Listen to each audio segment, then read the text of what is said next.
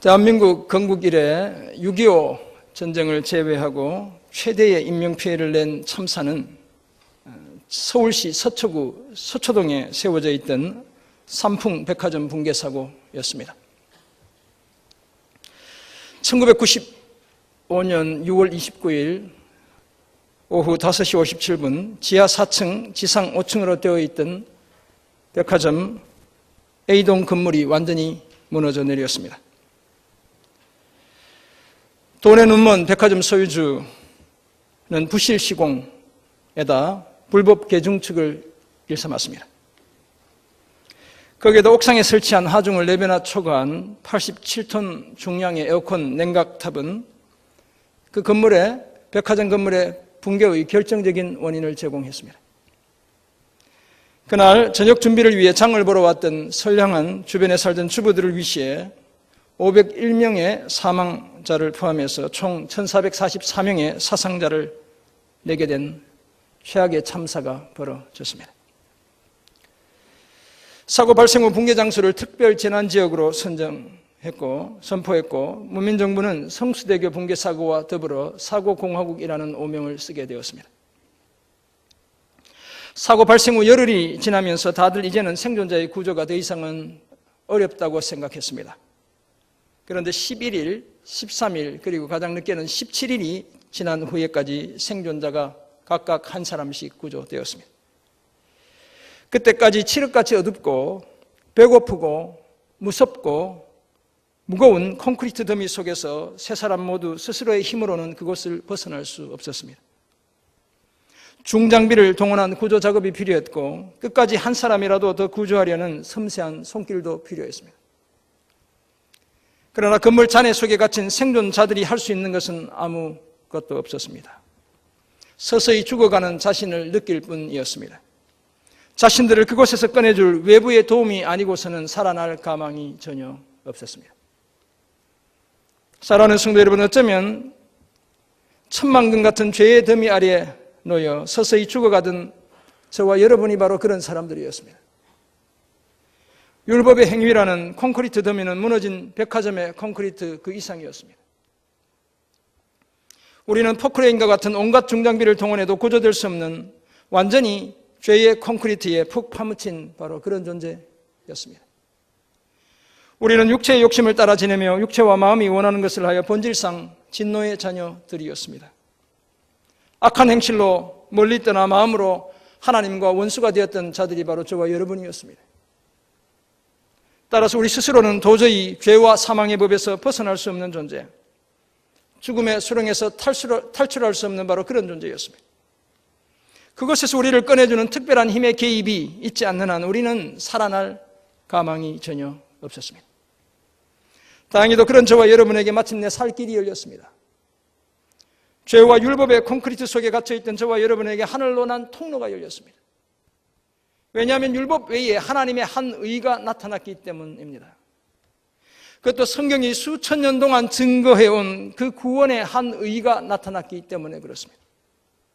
오늘 보면 로마서 3장 21절에서 31절이 바로 그 사실을 말씀합니다. 놀랍게도 단지 하나님의 아들 예수 그리스도를 믿기만 하면 얻게 되는 그런 의가 나타났다고 말씀합니다. 그래서 이제는 더 이상 죄인이 아니라 의인이 되었고 죽음이 아니라 영생을 얻게 되었습니다.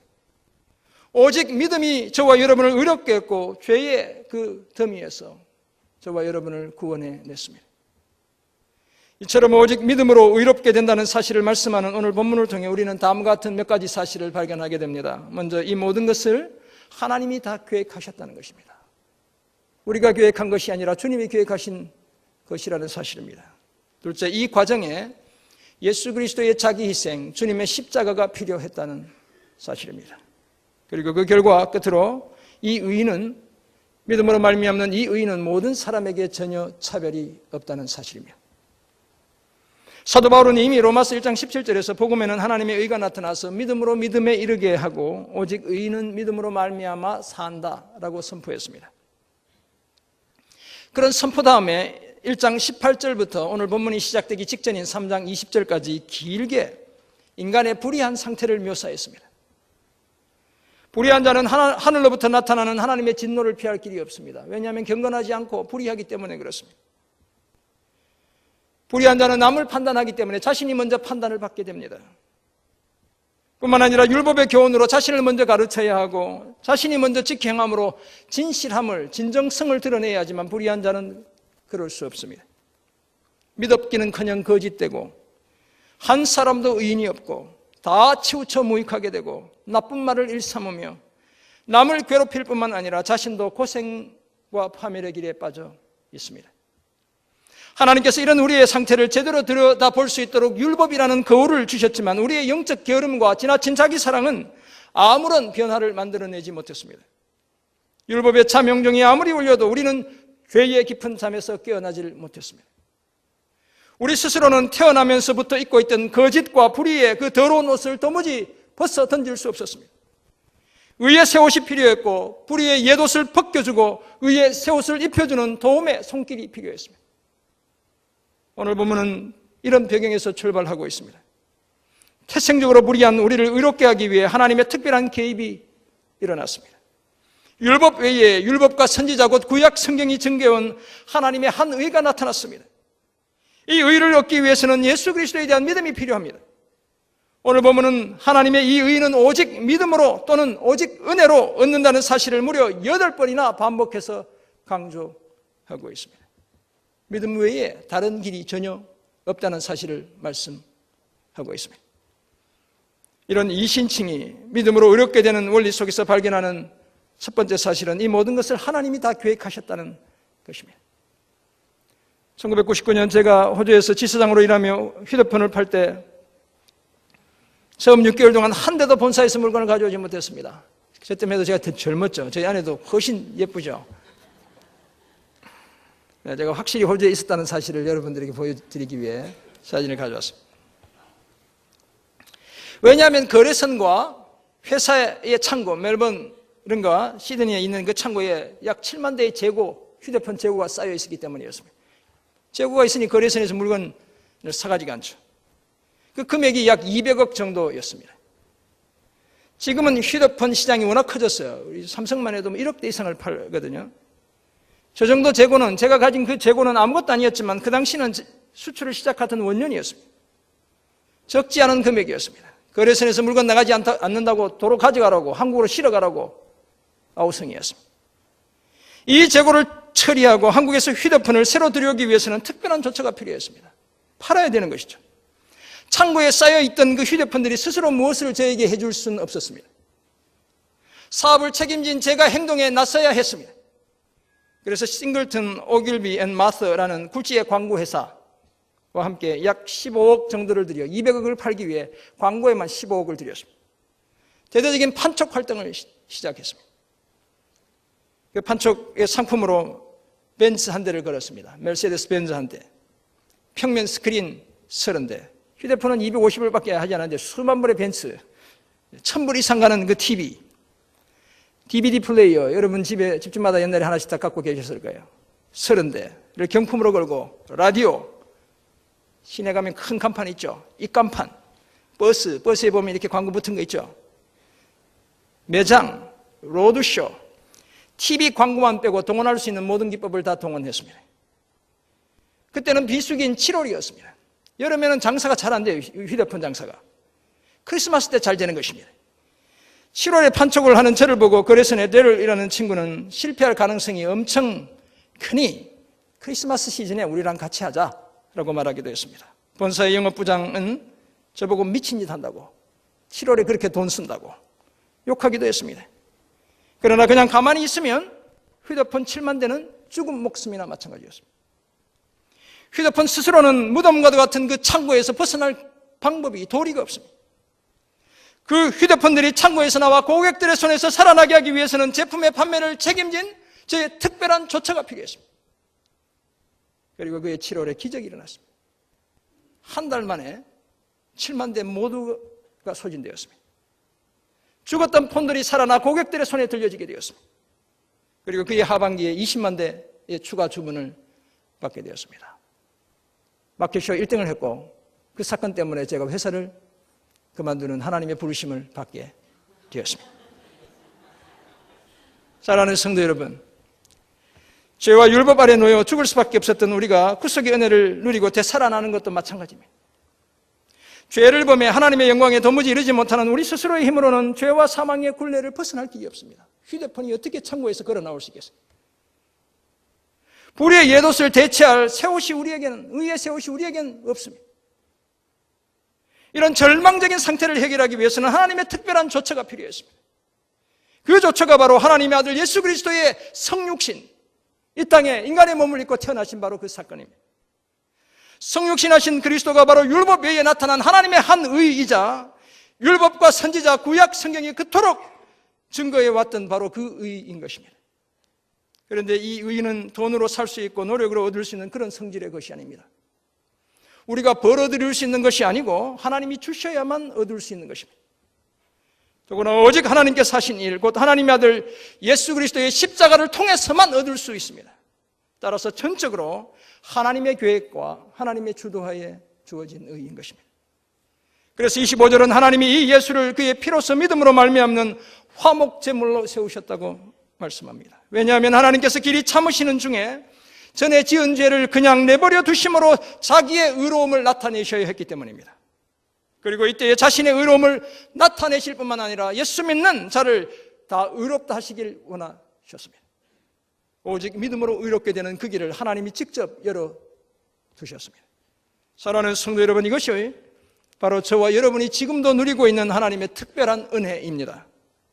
우리가 아무리 노력하고 아무리 애써도 얻을 수 없는 이 의를 하나님이 일방적으로 그것도 거저 주셨습니다. 우리 대신 십자가를 지신 예수 그리스도를 믿기만 하면 의롭게 되는 그 길을 하나님이 친히 닦아 주셨습니다.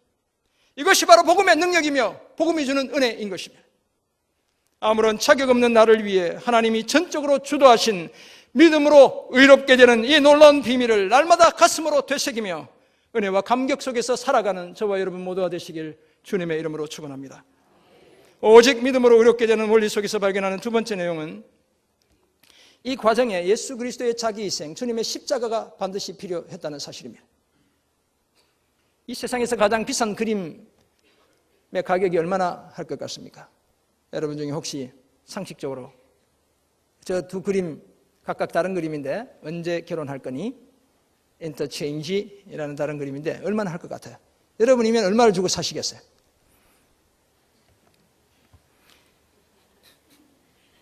여러분 상상을 초월해요. 실거래가 기준으로 무려 3억 불, 우리 돈으로 3,400억 원 나가는 그림들입니다. 여러분 비싼 그림을 지금 보고 계신 거예요. 프랑스 후기 인상주의 화가인 폴 고갱의 언제 결혼할 거니, 네덜란드 출신의 추상화가 윌렘 드 쿠닝의 인터체인지, 이 두 작품이 실제로 3억 불에 거래되었고 인터체인지 저 작품은 3억 불 플러스 2억 불, 박물관이 2억 불을 추가로 기부하기까지 했어요. 5억 불에 팔린 작품이다, 이렇게 볼 수 있는 것이죠. 신미안을 갖지 못한 우리 눈에는 그저 평범한 그림이죠. 뭐 여자 두 사람이 그려져 있는 그림 정도. 인터체인지는 뭔가 이렇게 막 난잡하게 그려놓은 것 같은데 도무지 이해되지 않는 그런 그림임에도 불구하고 사람들은 그 그림값을 얼마를 지불했다고요? 3억 불, 3,400억. 여러분 저런 그림 하나 있으면 뭐 그냥 보기만 해도 부자이겠죠. 여러분 그렇다고 해서 너무 부러워할 필요가 없습니다. 저 그림 못 가졌다고 해서 너무 부러워할 필요 없다는 것입니다. 저와 여러분이 믿음으로 의롭게 되는 데는 그것보다 더 엄청난 대가가 지불되었기 때문에 그렇습니다. 이 일에는 언제 결혼할 거니, 인터체인지 두 작품을 합친 구입 가격 그럼 얼마예요? 6억 불, 6,800억. 엄청나네. 이것으로는 어림도 없는 큰 돈이 지불되어야 했습니다.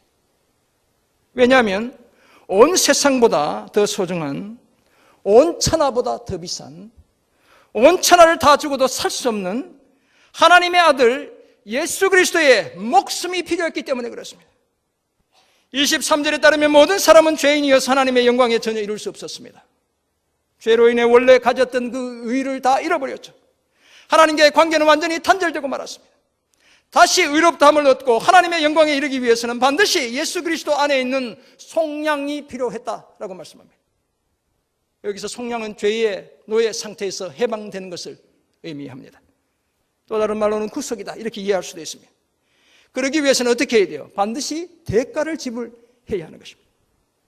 그것도 전혀 죄가 없는 분의 목숨이라는 대가를 필요로 했습니다. 그래서 하나님은 자신의 아들, 아무런 죄도 없는 자신의 아들 하나님의 어린 양의 피로서 믿음으로 말미암는 화목제물이 되게 하셨습니다. 여기서 화목제물은 하나님의 진노를 누그러뜨리는, 하나님의 화를 누그러뜨리는 역할을 하기도 하고 죄를 대신 속하는 역할을 하기도 합니다. 피로서 그렇게 하셨다는 것은 그저 피 한 방울로 하셨다는 것이 아니라 예수 그리스도의 죽음을 통해 목숨으로 그렇게 하셨다는 것입니다. 그렇다면 예수 그리스도라는 희생제물로 인해 하나님의 진노가 다 누그러졌고 우리의 모든 죄값도 다 치르게 되었습니다. 믿음으로 말미암는 화목제물이라는 것은 오직 믿음을 통해 그 대속의 효과를 누릴 수 있다는 사실을 말씀합니다. 따라서 그저 믿기만 하면 그토록 값비싼 하나님의 그 의를 저와 여러분이 소유하게 되는 것입니다. 그리고 전에 지은 모든 죄는 더 이상 처벌받지 않게 됩니다. 왜냐하면 하나님께서 화목제물로 돌아가신 예수 그리스도의 십자가에서 자신의 의를, 그 공의를 충분히 완전하게 나타내 보이셨기 때문입니다. 더 이상 저와 여러분의 목숨이 필요하지 않게 해주셨기 때문에 그렇습니다. 그런데 사랑하는 성도 여러분, 우리는 왜 이토록 엄청나게 비싼 하나님의 구원의 은혜를 값없이 거저주시는 은혜라고 말하는 것일까요? 오늘 보면 24절도 우리가 하나님의 은혜로 값없이 의롭다 하심을 얻은 자 되었다고 말씀합니다. 왜 이렇게 말씀하는 것일까요? 크게 두 가지 이유가 있습니다. 첫째는 전적인 하나님의 은혜에서 비롯되기 때문에 그렇습니다. 우리의 노력, 우리의 수고, 우리의 가진 것에서 비롯된 것이 아니라는 것입니다. 은혜는 더 좋은 형편에 있는 사람, 더 나은 지위에 있는 사람이 자기보다 훨씬 조건이 열악할 뿐만 아니라 아무런 자격도 없는 사람에게 베푸는 호의, 바로 그것이 은혜입니다. 따라서 되갚아야 할 필요가 없고 되갚을 수도 없습니다. 그래서 그것은 값없이 거저 주시는 은혜인 것입니다. 둘째는 믿음으로 얻게 되기 때문에 그렇습니다. 오늘 보면 26, 27, 28절은 이 사실을 반복적으로 말씀합니다. 제가 설교 초반에 말씀드렸지만 8번이나 이 사실을 사실 오늘 본문이 이야기하고 있어요. 의로우신 하나님은 또한 예수 믿는 자를 의롭게 하시는 분이라고 26절이 말씀합니다. 믿음으로 의롭게 되고 그래서 구원에 이르는 것에 대해 사람이 아무런 자랑도 못하게 하는 것, 그것이 하나님의 뜻이라고 27절이 말씀하죠. 그리고 이 의는 법이나 율법의 행위로 얻을 수 있는 것이 아니라고도 말씀합니다. 그래서 사람이 의롭다 하심을 얻는 것이 율법의 행위에 있지 않고 오직 믿음으로 된다고 그 사실을 인정한다라고까지 말하고 있습니다. 사랑하는 성도 여러분, 이런 일이 가능한 것은 저와 여러분을 향한 하나님의 사랑이 너무나 파격적이기 때문에 그렇습니다. 언제나 일방적으로 사랑하시면서도 그 사랑을 포기하지 않기 때문에 그렇습니다. 또한 아들과 함께 모든 것을 다 내어주시면서도 끝까지 저와 여러분을 사랑해 주시기 때문에 그렇습니다. 이 사실을 기억하고 예수 그리스도의 자기 희생의 바탕을 둔 믿음으로 의롭게 되는 이 은혜를 마음껏 누리며 살아가는 저와 여러분 모두가 되시기를 주님의 이름으로 축원합니다. 오직 믿음으로 의롭게 되는 원리 속에서 발견하는 마지막 내용은 이 의는 모든 사람에게 전혀 차별이 없다는 사실입니다. 차별이 없는 세상을 만들 수 있다고 온 인류를 속였던 한 사조가 있습니다. 무엇입니까? 그것이 바로 칼 막스, 엥겔스가 주창했던 유물론에 입각한 공산주의였습니다. 모든 사람이 골고루 잘 살 수 있다고 사람들을 속였죠.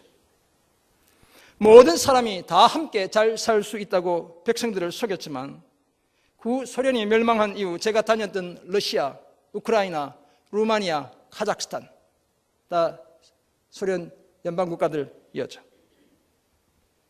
등에 살고 있던 보통 사람들의 삶은 처참한 그 자체였습니다. 추운 겨울에 출장을 가면 우유 한 팩을 얻기 위해, 한 병을 얻기 위해 그 추운 겨울에 모스크바 그 거리에 수백 미터의 줄을 늘어선 사람들을 저는 보아야 했습니다.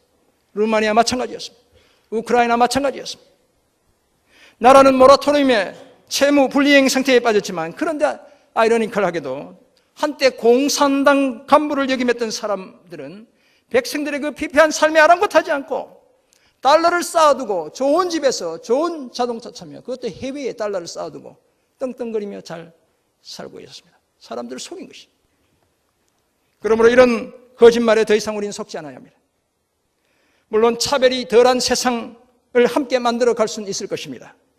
그러나 차별 없는 세상은 유토피아적 환상에 불과합니다. 죄인들로 가득한 이 세상에서 차별 없는 세상은 불가능합니다. 주님 다시 오시는 그날까지 결코 가능하지 않습니다. 그런데 다행히도 오늘 본문 로마서 3장 22절을 보면 차별 없는 세상이 가능하다고 말씀하고 있습니다. 사람들로서는 불가능하지만 하나님으로서는 가능하기 때문입니다. 율법 외에 나타난 하나님의 한 의가 그렇게 만들기 때문에 그렇습니다. 예수 그리스도를 믿음으로 말미암아 모든 믿는 자에게 미치는 하나님의 의는 전혀 차별이 없습니다. 누구든지 어떤 형편에서든지 어디에서든지 언제든지 예수 그리스도를 믿기만 하면 하나님의 의는 동일하게 아무런 차별 없이 믿는 사람 모두에게 주어집니다. 그래서 의라는 하나님의 의라는 관점에서 차별 없는 세상이 만들어지는 것입니다. 더구나 이 의는 조건을 따져가며 주는 그런 의가 아닙니다. 우리는 선물을 줄 때 좀 마음에 드는 사람 더 큰 거 주고 마음에 안 드는 사람 작게 주고 이렇게 하지만 하나님은 그런 분이 아니라는 것입니다. 착하고 능력 있고 진실하고 성실하다고 해서 더 좋은 의를 주시지 않습니다. 못났고 무능력하고 거짓말 잘하고 결혼 피운다고 해서 결코 나쁜 의를 주시지 않습니다. 예수 그리스도를 믿기만 하면 누구에게나 똑같이 주어지고 그래서 차별 없는 세상을 만드는 것, 그것이 바로 하나님의 의가 만들어내는 세상입니다. 그래서 하나님은 29절 다만 유대인만의 하나님이 아니며 진실로 이방인의 하나님도 되시는 그런 분입니다. 하나님은 또한 할례자든 무할례자든 가리지 않고 오직 믿음으로 의롭게 하시는 한 분 하나님, 같은 하나님, 다시 말하면 차별 없는 하나님이라고 30절이 말씀합니다. 그러므로 우리를 의롭게 하는 이 믿음은 율법을 파기하는 것이 아니라 오히려 율법을 굳게 세우는 역할을 하게 되는 것입니다. 사랑하는 성도 여러분, 우리는 할 수만 있다면 당연히 모두가 더불어 아름답게 살아가는 그런 세상을 꿈꿔야 합니다. 나도 잘 살고 상대방도 잘 사는 그런 세상을 우리는 당연히 꿈꿔야 하는 것입니다. 부자와 가난한 자가 함께 어우러지는 세상, 갑과 을이 상생하는 세상, 좌가 우가 조화를 이루는 그런 세상을 우리는 꿈꿔야 합니다. 그런 중에도 우리는 완벽한 세상을 우리 힘으로는 만들어낼 수 없다는 사실을 인정해야 합니다. 꿈과 이상을 포기하지 않아야 하지만 꿈과 이상이 맹목적인 우상이 되게 하지 않아야 합니다. 다행히도 하나님은 이미 우리 모두가 차별 없는 세상에서 아름답게 살 수 있는 길을 열어두셨습니다. 그 길이 바로 예수 그리스도를 믿음으로 얻게 되는 의입니다. 이 의로 인해 우리는 모두 구원받은 하나님의 자녀들이 되었습니다. 더 이상 강하고 약함과 많고 적음과 크고 작음을 따질 필요가 없습니다. 혈통과 가문을 따질 필요가 없고 지연과 학연을 따질 필요가 없습니다. 예수 안에 있는 성령으로 말미암아 하나님의 은혜로 우리 모두는 똑같이 값없이 의롭게 된 존재이기 때문에 그렇습니다. 따라서 눈치 볼 이유가 없고 주눅들 이유가 없습니다. 여러분들 삶이 피폐하다고 해서 주눅들어 있을 이유가 없다는 것입니다. 오히려 오직 믿음으로 의인이 되었다는 사실에 대해 자부심을 가지고 살아야 합니다. 사탄이 자꾸만 네가 무슨 의인이냐 그렇게 사는 주제라고 말해도 우리는 속을 필요가 없습니다. 하나님이 우리의 믿음만 보시고도 의롭다고 여겨주신 존재가 바로 저와 여러분이기 때문에 그렇습니다. 이 사실을 기억하고 이제 하나님의 의를 통해 서로 차별 없는 세상을 함께 만들어가는 저와 여러분 모두가 되시길 주님의 이름으로 축원합니다. 그렇다면 믿음으로 의롭게 된 우리는 이제 어떤 삶을 살아야 하는 것이겠습니까? 첫 번째, 의롭게 된 믿음을 넘어 거룩하게 되는 믿음으로 나아가야 합니다. 의롭게 된 믿음을 넘어 거룩하게 되는 믿음으로 나아가야 합니다. 오직 믿음으로 의롭게 되는 이 원리는 창세기에서 하나님과 아브라함 사이에 정해진 원리이죠. 이것은 불변의 법칙입니다. 아브라함의 믿음을 보시고 하나님이 아브라함을 의롭다 여겨주셨죠. 창세기 15장 6절에. 이거는 그때나 지금이나 똑같이 적용되는 원칙인 것이죠. 이제 예수 믿는 사람은 누구든지 이 의를 은혜의 선물로 받게 됩니다. 그리고 믿음으로 의롭게 된 사람은 이미 거룩하게 되는 과정에 입문한 것입니다. 의롭게 되었을 뿐만 아니라 거룩하게 되는 그 과정에 들어가 있다는 것입니다. 이것을 신학적인 용어로 위치적 성화라고 이렇게 이야기합니다. Positional Sanctification이라고 이야기해요. 우리는 이미 위치상 거룩하게 된 존재라는 것입니다. 그런데 우리의 신앙생활은 여기까지가 전부가 아닙니다. 믿음으로 의롭게 된 우리는 성장하고 성숙해 가야 합니다. 의롭게 되는 믿음에서 거룩하게 되는 믿음으로 나아가야 합니다. 그래서 사도 바울은 이미 믿는 빌립보 교회의 성도들을 향해 늘 감사하고 기뻐하는 그 성도들을 향해 두렵고 떨림으로 너희 구원을 이루라고 당부했습니다. 점진적인 성화를 힘써야 한다는 사실을 말했습니다. 그렇다면 우리는 예수 그리스도의 성육신과 십자가의 그 원리를 오늘 각자의 삶에서 실천하며 살아야 합니다. 눈높이를 낮추는 연습을 해야 하고 내가 먼저 희생하고 섬기는 그 연습을 멈추지 않아야 합니다. 나 자신의 게으름과 무책임함에 대해서는 철저히 맞서 싸워야 하고 불필요한 험담과 유혹은 단호하게 피해야 합니다. 그러는 중에도 사랑이라는 이름으로 진리를 훼손하지 않아야 하고 진리라는 이름으로 사랑을 우습게 여기지 않아야 합니다. 그래야 우리는 의롭게 된 믿음을 넘어 거룩하게 되는 믿음으로 나아갈 수 있습니다. 이런 삶을 힘쓰는 저와 여러분 모두가 되시기를 간절히 소원합니다. 두 번째 적용점, 우리는 다른 사람을 차별하지 않아야 합니다. 서로 차별하지 않아야 합니다. 믿음으로 얻게 되는 하나님의 의는 전혀 차별이 없다고 말씀했습니다. 왜냐하면 우리의 노력이나 수고로 얻는 것이 아니라 하나님의 은혜로 얻는 것이기 때문에 그렇습니다.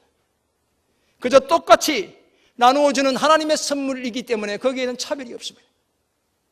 더구나 하나님은 그 의를 가진 모든 사람을 똑같이 대우해 주십니다. 베드로전서 2장 9절을 보면 우리 모두를 택하신 족속, 왕같은 제사장, 거룩한 나라, 그의 소유된 백성으로 불러주시는 것입니다. 이 속에서 우열반을 편성하는 법이 결코 없습니다. 더 백성, 덜 백성 없다는 것입니다. 사랑하는 성도 여러분, 이런 은혜를 받은 우리가 연습해야 할 삶도 마찬가지입니다. 서로 차별하지 않아야 합니다. 다른 사람을 차별하지 않아야 합니다.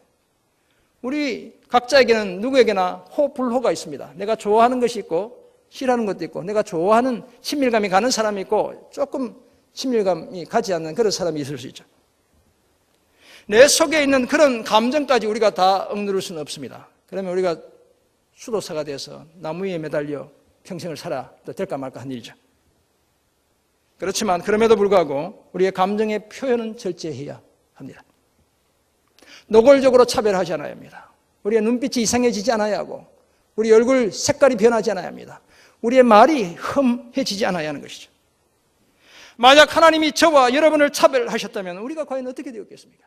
이렇게 예배 드리면서도 얼마나 우리가 서로 비교하며 앉아 있겠습니까? 서로 다름에도 불구하고 스타일과 취향이 맞지 않음에도 불구하고 새 가족임에도 불구하고 차별하지 않고 늘 같은 마음으로 대하기를 연습하는 저와 여러분이 되어야 합니다. 그래야 우리는 우리 교회를 진정한 천국 공동체로 만들어갈 수 있습니다. 이런 삶을 힘쓰는 저와 여러분 모두가 되시기를 간절히 소원합니다. 삼풍백화점 붕괴 사고에서 최후로 구조된 사람은 그 당시 나이 21살의 박승현이라는 자매였습니다. 생존 가능성 제로의 상태에서 무려 17일간을 칠흑 같은 어둠 속에서 굶주림과 목마름과 외로움과 좌절감과 싸워 이겼습니다. 이 박승현 씨의 구조 소식은 가뭄의 단비 같았습니다. 기적 그 자체였습니다. 그녀는 그날 삼풍백화점 1층 매장에서 아동복을 판매하고 있었습니다. 주부 손님들을 맞이하던 중 갑자기 천정이 무너지는 쿵소리가 났고 중앙 홀 쪽 계단으로 달려갔지만 10m도 채 가지 못해 무너져버린 건물 더미에 그대로 깔렸습니다. 어둠과 고통 속에서 이대로 죽을지도 모른다는 공포감이 밀려왔습니다. 주변에 들리던 신음소리가 점점 더 사라지고 있었습니다. 구조에 대한 신락 같은 기대감도 알 수 없는 시간이 지나면서 다 사라지고 말았습니다. 절망 속에서 죽음같이 묻혀있던 17일이 지난 7월 15일 하늘이 열리고 빛이 쏟아져 내렸습니다. 끝까지 구조작업을 진행하던 구조대원들에게 극적으로 발견되었고 마침내 죽음의 콘크리트 더미에서 나와 자유를 만끽하게 되었습니다. 한 사람이라도 더 구조하려는 포기하지 않는 외부의 노력이 없었다면 그녀는 그곳에서 생을 마감할 수밖에 없었습니다. 의학적으로, 생리학적으로 17일간 살아 있을 수 없다. 물 한 모금 못 먹고. 그래서 만약 그렇게 생각하고 포기했다면 그녀는 구조될 수 없었습니다. 사랑하는 성도 여러분, 거듭 말씀드리지만 우리는 모두 육중한 죄의 콘크리트 더미에 갇혀 아무런 살 가망이 없던 바로 그런 자들이었습니다. 칠흑 같은 어둠에 갇혀 영적 굶주림과 목마름 속에서 서서히 죽어가던 자들이 바로 저와 여러분이었습니다. 그런 저와 여러분을 구조하기 위해 하나님이 특별한 한 계획을 세우셨습니다. 하나님의 한 의를 하늘로부터 이 땅에 나타내 보여주시는 것이었습니다. 그래서 예수님이 이 땅에 오셨고 십자가에서 죽으셨습니다. 이제 그 예수를 믿기만 하면 죄의 더미에서 벗어날 수 있게 되었습니다. 더 이상 죄인이 아니라 의인이 되었습니다. 죽어가던 생명을 되찾았고 영생을 소유하게 되었습니다. 이것이 저와 여러분이 오늘 오직 믿음으로 누리는 하나님의 특별한 은혜이며 특별한 사랑입니다. 오직 믿음으로 의롭게 되고 전에 지은 모든 죄는 다 용서받았습니다. 그러므로 이제 우리는 의롭게 된 믿음을 넘어 거룩하게 되는 믿음으로 나아가야 합니다. 차별 없는 하나님의 의를 기억하고 서로 차별하지 않고 아름다운 천국 공동체를 함께 만들어가야 합니다. 오직 믿음으로 의롭게 된 이 은혜를 기억하고 항상 믿음으로 승리하는 삶을 살아가는 저와 여러분 모두가 되시기를 주님의 이름으로 축원합니다. 아멘. 기도하겠습니다. 하나님 아버지, 오늘 우리에게 주신 주님의 말씀을 기억합니다. 오직 믿음으로 의롭게 하시고 죽을 목숨 살려주시고 주님의 자녀로 이 땅을 당당하게 살아가게 하신 것 너무나 감사합니다. 값없이 거저 주셨지만 하나님의 아들의 희생을 통해 얻게 된 이 소중한 믿음 놓지 않게 하시고 날마다 믿음으로 승리하는 삶을 살아가는 하나님의 자녀들 다 되게 도와 주옵소서. 마침내 주님으로부터 착하고 충성된 종이라 칭찬받는 그 아름다운 자리에서는 주님의 사람들 다 되게 도와 주옵소서. 감사드리며 존귀하신 예수 그리스도의 이름으로 기도드립니다. 아멘.